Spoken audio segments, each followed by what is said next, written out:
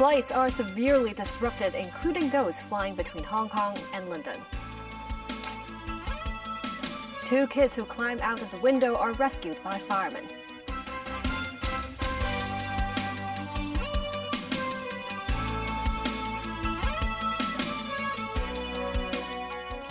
Good evening, and thank you for joining us.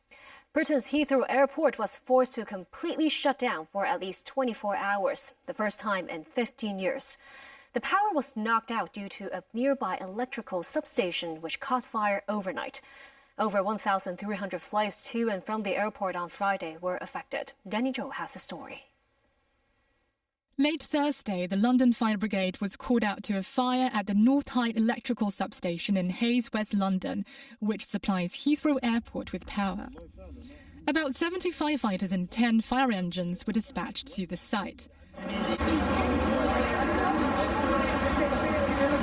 More than 16,000 homes were reportedly left without power, and 150 people had to be evacuated. Authorities said the fire was brought under control Friday morning, but the cause is still under investigation.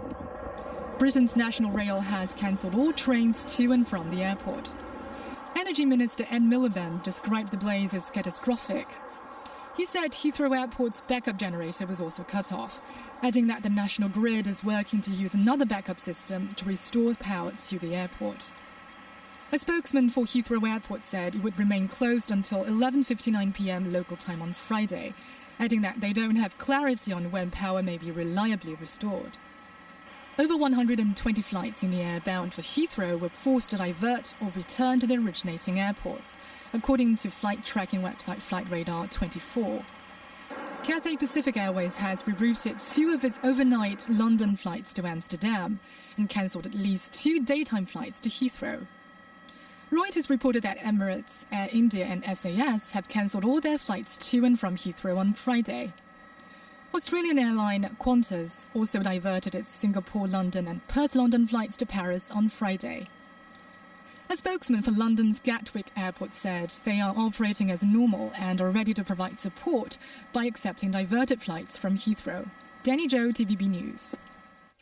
Owing to the temporary closure of Heathrow Airport, flights between Hong Kong and London were severely disrupted. Some flights bound for Heathrow were diverted to Amsterdam, while one returned to Hong Kong. Samantha Lee tells us more. It was a difficult day for London-bound passengers as they checked in for their flights to Heathrow earlier today. One of the flights scheduled to take off at 1:30 p.m. was cancelled at around noon. Passengers were forced to collect their already checked-in luggage. This passenger said the airline had arranged another flight for Sunday. Another passenger said he felt hopeless and described the scene as chaotic because the airline was unable to handle the matter. This man, who was heading to the UK, said he learned about the Heathrow incident on the way to the airport, but he was still waiting for the airline to confirm whether his flight would be cancelled. Because of Heathrow Airport's temporary closure, all Cathay Pacific flights from London to Hong Kong were affected. 2 of the London-bound flights were cancelled, while 1 returned to the city. And 2 flights that departed yesterday were diverted to Amsterdam. A passenger who was on the flight that landed in Amsterdam said they were only told 10 minutes before landing that they were not going to London and no further arrangements were made. British Airways said the airline was working as quickly as possible to update affected passengers on their travelling options. Flights already on their way to Heathrow would be directed to other UK airports where possible. Samantha Lee, TVB News. A committee under the Housing Authority passed a measure to tighten rules for well-off public housing tenants. Currently, households that earn 2 to 5 times the income limit are paying 1.5 times to double the standard rent. After the policy update, they would have to pay 2.5 to 4.5 times the regular rent.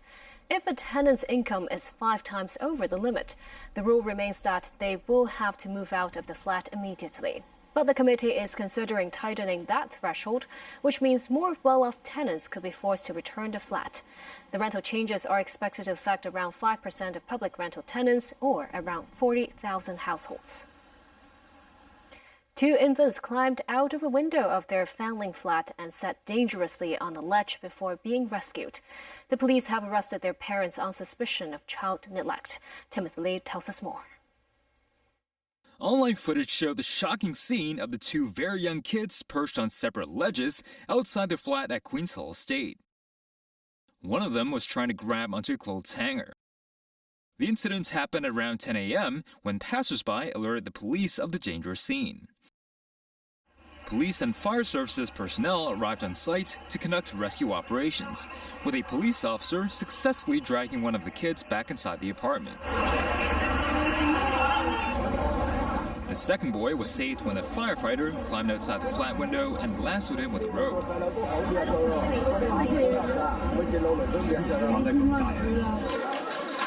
The toddlers, a pair of brothers, are aged 5 and 3 years old. They were embraced by their parents on their way to the hospital for a checkup.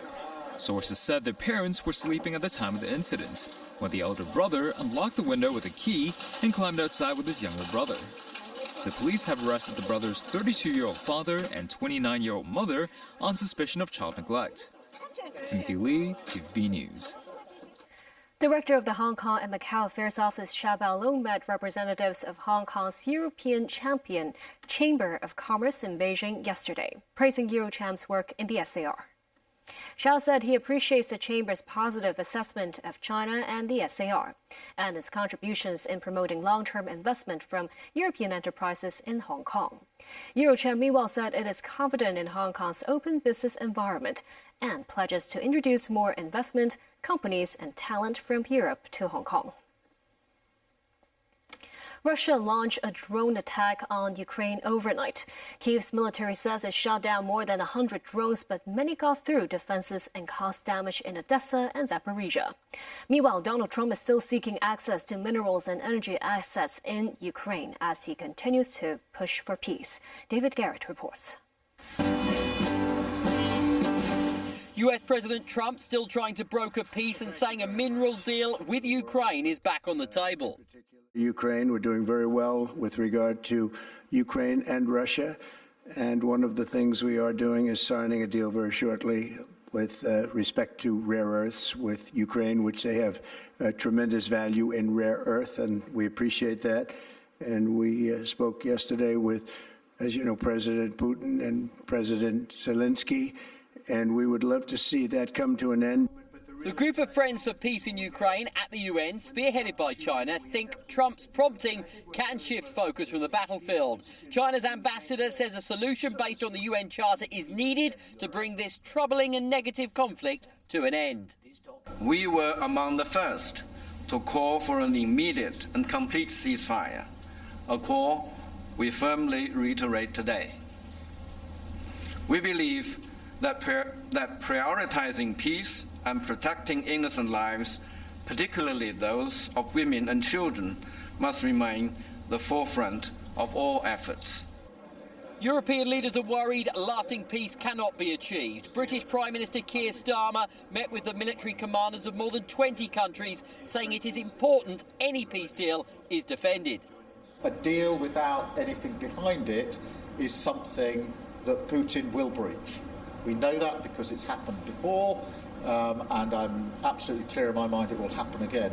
And French leader Emmanuel Macron announced a coalition of the willing summit will be held in Paris next Thursday. David Garrett, TVB News. And still ahead, concerns over global warming on the first ever World Glacier Day. And the comeback of global pop culture festival ComplexCon to Hong Kong in bigger scale and with stronger lineup.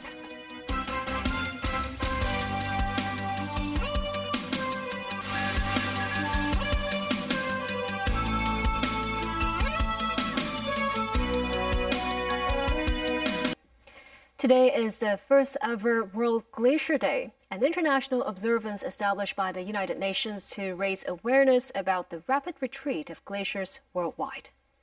As experts warn of accelerating ice loss, visitors at Argentina's Perito Moreno Glacier watch as massive chunks of ice break away and crash into Lake Argentino, a natural occurrence but also symbolic of broader climate concerns. World Glacier Day is intended to promote glacier conservation, as these frozen giants represent some of the planet's most crucial freshwater reserves. According to UNESCO, glaciers are fragile mirrors of climate change, reflecting rising global temperatures through their retreat and ice loss. Global pop culture festival ComplexCon is back in Hong Kong for a second year. The organizer is expecting visitor numbers to reach 35,000, thanks to a stronger live concert lineup in the three-day event. The Pop Culture Jamboree was held outside the United States for the first time last year and returns for a second iteration featuring performances from American record producer Metro Boomin and K-pop girl group NJZ. Some fans lined up overnight at the Asia World Expo to get into the venue to snap up their idols' merchandise. The first in line was this HKU student. Mainly it's about NJZ because it's my first time really buying tickets for a concert. Hong Kong as an international city, inviting these big stars can also kind of push the economy and attract more tourists to Hong Kong. A tourist from California said he is planning to spend around $3,000 in his 5-day trip to Hong Kong, including here at ComplexCon. Us Americans, we have the luxury of just staying in the country, but it would also be great for people to venture outside of the country, outside of the comfort zone, their comfort zone, and see what's out there. This year's festival continues to feature a marketplace of fashion items, with fashionistas queuing for limited edition products of the Labubu toy conceived by Hong Kong artist Ka Sing Lung. Hong Kong brands, we act quick, we work hard, and then we have so much talent that other country should explore. And brands with Hong Kong flavors. I hope we could do some more to learn more about pop culture, especially more local support, more matching with other country, no matter designer brands, and then we need some more. The Labubu and Nata, that's very popular. So I think as long as it has a interesting story behind and then great artwork that's very distinguishable from some like something from the US or the Europe has a local style to it. I think it would be great. At ComplexCon Hong Kong, the tourism board introduced this Mahjong experience zone for the first time, allowing tourists and locals alike to try out this traditional Hong Kong pastime at this global trend-setting event. Deputy Chief Secretary for Administration Chek Wing Hing also joined the Pop Culture Jamboree. The event will wrap up on Sunday. Major French-based aeronautic services company Elio Group SA announced it will set up its Asia headquarters in Hong Kong. The company said the hub will serve as Asia's first aircraft parts processing and trading center. Financial Secretary Paul Chan earlier witnessed the signing of a memorandum of understanding between Elio Group SA and the Airport Authority. Representatives from the group told the media that they will explore the possibility of providing professional services, such as aircraft dismantling, parts recycling, and related training in Hong Kong. Charles Ho is a former tobacco tycoon who quit smoking because of lung cancer. In a frank dialogue with a longtime anti-smoking doctor, Secretary for Health Professor Lo Chung Mao, Ho shares his experience of both smoking and quitting, and now encourages people to make the healthy choice. Secretary has more. This scene may have been inconceivable a few months ago. A cordial dialogue between anti-smoking campaigner and Health Secretary Professor and Dr. Lo Chung Mao and a former tobacco tycoon and smoker, Charles Ho. Who's very anti-smoking. I disagree with him before, and now I agree with him. He sees himself as a tough person, not afraid of anything.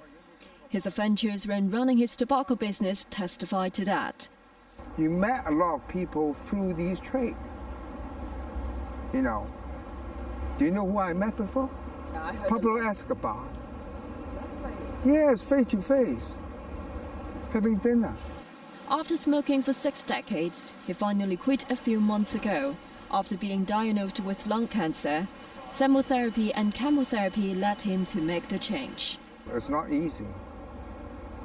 It's a journey, it's a tough one that which I won't have to go through again. The government plans to toughen up on tobacco control by soon launching 10 more measures. After all their anti-smoking effort over the years, Ho said people are less motivated to smoke. When younger people start smoking, it's cool looking. 50 years ago, 80% of the people smoking as a social culture. And now it's antisocial. I think the most important you come back down to it is your own health issue. Now the people today are more educated than before. They're more health conscious. Advice? Don't smoke. I won't smoke again. Sakura Yip, TVB News. Ocean Park's baby panda twins are set to meet the public with their mother Ying Ying tomorrow. The younger brother was more playful when seeing his mother and was unwilling to leave her side. The theme park has arranged for Ying Ying to spend some time at the Giant Panda Adventure Facility to bond with her twins, hoping that their mother can teach them essential survival skills. And that's the news. Thank you for watching.